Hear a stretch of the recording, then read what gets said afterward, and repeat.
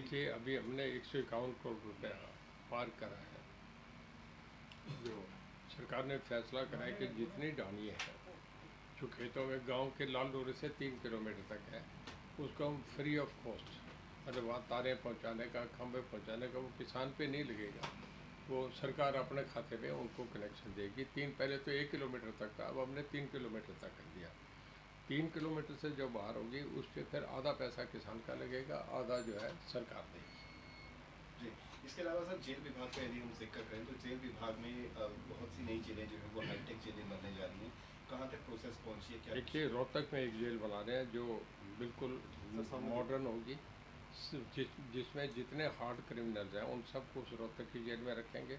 वो जेल तकरीबन हमारी 80-90% बनने को तैयार होगी, और उसमें हमारा जो उसमें 50 जैमर लगे होंगे। 3 टायर सिस्टम सिक्योरिटी रहेगी। एक स्टेट गवर्नमेंट की अलग रहेगी, हरियाणा पुलिस रहेगी, एक उसमें CRP या BS जो भी मतलब कोई सेंट्रल एजेंसी की वो रहेगी, ताकि उसमें वो बारी बारी उसमें सिक्योरिटी पे रखेंगे, ताकि अंदर कनेक्टिविटी नहीं हो। उसमें सब हार्ड क्रिमिनल है, तो हमने पूरे इंतजाम करके रखना है कि कोई भी वहाँ पक्षी भी पर नहीं मारे। इसके अलावा सर थर्मल पावर प्लांट का जिक्र करें तो बहुत सारी बातें चली थी कि यमुनानगर के अंदर जो है वो थर्मल प्लांट लगेगा। कहाँ तक पहुँचे उसकी प्रोसेस सर? देखिए, अभी प्राइम मिनिस्टर साहब ने सब चीफ मिनिस्टर्स को बुला के एक मीटिंग दी थी, जिसमें ये फैसला करा था कि वहाँ जितने भी लोग हैं उससे बाहर जो मतलब तो जो आइंदा नई थर्मस लगे उसमें कोल वहाँ न लगा के, स्टेट में लगा के वहीं लगाएं जहाँ झारखंड या छत्तीसगढ़ से जहाँ से कोल उठाया जाता है, वहीं जाके अपने यूनिट लगाएं, ताकि ये ट्रांसपोर्टेशन ये वो खर्चा बचे। बात तो उनकी ठीक थी,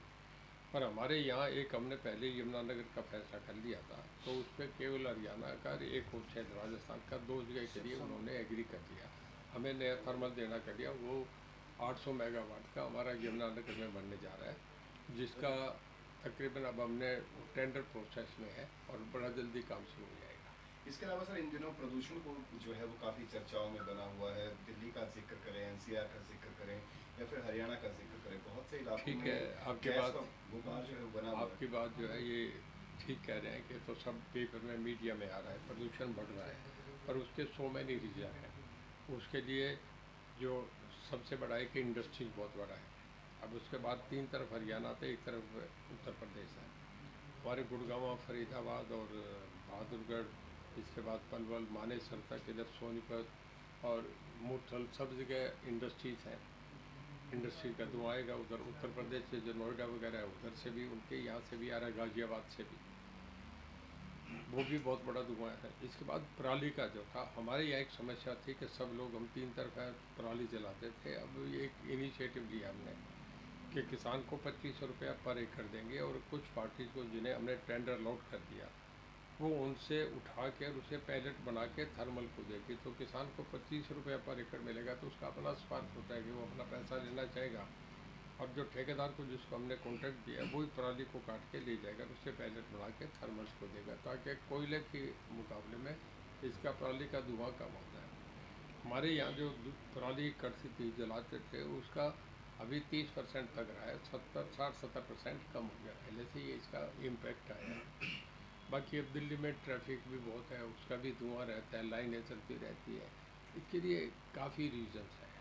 लेकिन अगर हम आम आदमी पार्टी का जिक्र करें तो आम आदमी पार्टी जो है वो बीते सालों से और अभी भी मौजूदा समय में जिस तरीके के हालात जो है वहाँ पर बने हुए हैं, उसको लेकर कहीं ना कहीं हरियाणा को जो है वो कोसती भी नजर आती है, आरोप लगाती हुई नजर आती है।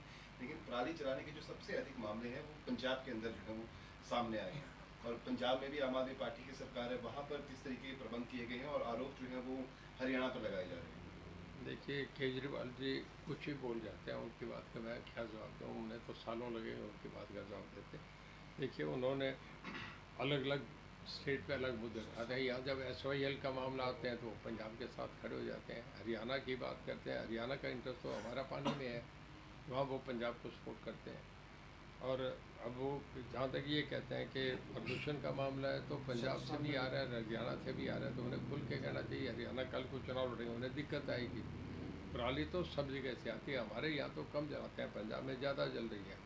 धुआं तो उसका जाएगा, चाहे वो राजस्थान से आए थे, तो उसका तो अपना पूरे आकाश में फैलने का रहता है। जैसे हवा चलेगी उस तरफ धुआं बढ़ेगा। तो मेरा कहने का मतलब केजरीवाल जी की ये बातों का कोई असर नहीं पड़ रहा। उन्होंने गुजरात में बहुत प्रचार करा, उन्होंने हिमाचल में बहुत करा, पर जब चुनाव परिणाम है तो रिजल्ट जीरो रहा, कहीं भी कुछ नहीं बना। मैं नहीं मानता उनकी बातों में कोई दम है। लोग उन्हें नॉन सीरियसली लेते हैं, वो हर बात पे एक एक मिनट में बदलते हैं। इसके अलावा एसवाईएल को लेकर सर पंजाब के अंदर जो है वो ओपन डिबेट होती है, जिसका मामला जो है वो सुप्रीम कोर्ट में विचाराधीन है। उसके बावजूद जो है वो एक ओपन डिबेट जो है वो एसवाईएल पर की जाती है। किस तरीके से देखते हैं पंजाब के रवैये को? उसके बाद भी कहा जाता है कि एक बूंद पानी जो है वो हरियाणा को नहीं दी जाएगी। देखिए, वो अपना कुछ क्या उसके कहने से नहीं होता। सुप्रीम कोर्ट में पॉलिटिकल साइंस का स्टूडेंट रहा हूँ। जब हमारे कॉन्स्टिट्यूशन के 3 बड़े पैरामीटर्स हैं, एग्जेक्टिव है, लेजिस्लेटिव है, जुडिशरी है। जुडिशरी भी इतना है, तीनों एक दूसरे के बिना अधूरे। हमारा कॉन्स्टिट्यूशन इंग्लैंड का कन्वेंशन पे हमारा ऐसे है। अब जब उसमें देखें तो सुप्रीम कोर्ट का फैसला आज तक नहीं रुकता। इंदिरा गांधी के मामले में एक डिसीजन है, इलाहाबाद हाई कोर्ट का था, सुप्रीम कोर्ट का नहीं था। उनके सामने रास्ता नहीं बताता, या तो रिजाइन करते हैं, इमरजेंसी लगाई। इमरजेंसी लगाया तो लोगों ने रिवर्ट करा, पूरे देश में एक तरफा हो गया था। अब आजकल लोग बहुत डेमोक्रेटिक हैं, टीवी आ गया, हर चीज़ है। देखिए, एक तमिलनाडु और कर्नाटक का झगड़ा था कावेरी के मामले में। सुप्रीम कोर्ट का जजमेंट हमसे बड़ा मामला था वो तो। दोनों ही बड़ी स्टेट थी, पंजाब हरियाणा से। और जब फैसला आ गया तो पानी देना पड़ा। सुप्रीम कोर्ट का फैसला आ गया, पानी देना पड़ेगा, कोई रास्ता नहीं है। मैं तो ये मानता हूँ इसी साल पानी देना पड़ेगा। अगर पंजाब भाईचारे से हम बैठ के करने, एक ही स्टेट थी, आपस में 2 बट के अलग अलग हो गए, पंजाब हरियाणा अलग हो गए। मैं तो कहता हूँ गुडविल प्रिवेल अपॉन करे कि सुप्रीम कोर्ट के फैसले को मान के करें, नहीं तो ये तो पानी तो आएगा, इसे कोई नहीं रोक सकता।